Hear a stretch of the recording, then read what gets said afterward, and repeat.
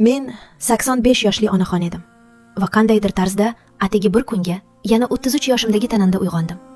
Oyi, uyg'oning.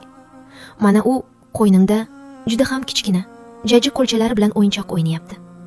Bu safar men soatga qaramadim. Men uni mahkam quchoqladim, uni ko'tardim va u yaxshi ko'radigan samolyot o'yinini o'ynadik. Ko'zguda ajinlar yo'q edi. Ortiqcha tashvishlar ham yo'q edi. Men shunchaki charchaganman, lekin kuchliman.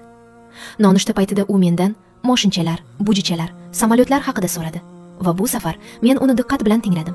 Hech narsaga chalg'imasdan faqat u va uning shirin, qiziquvchan ovozi. Oshxonada pol yopishqoq edi. Rakivinoda esa tog'dek idish-tovoqlar yig'ilib turardi. Ularga qarab dedim: "Bugun sizlarning kuningiz emas.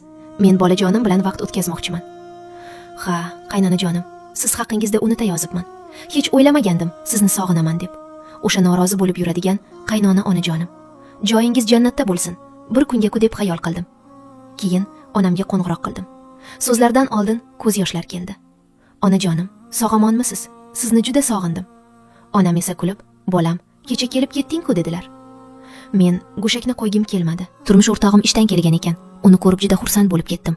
Uni sog'ingan edim, chunki u hozir bu olamda yo'q edi. Uni ko'rib quvonchdan bag'riga otildim. Uy juda to'zib ketgan edi. Lekin men birinchi marta xotirjam bolamni o'yinchoqlarni har tomonga otishini kuzatib turdim va baxtli edim. Chunki bir kun kelib bu xona bo'sh bo'ladi va men sog'inaman. Xonada uning o'yinchoqlari yana har tomonga sochilib yotardi. U yana o'sha kapitan Nemo haqidagi kitobni tanladi. Ertaga men yana 85 yoshimda uyg'onaman va u allaqachon katta bo'ladi, band bo'ladi. Ammo bugun men bebaho bir lahzani yashadim. Endi bilaman, bu quvonch edi. Bu sevgi edi. Bu hammasi edi.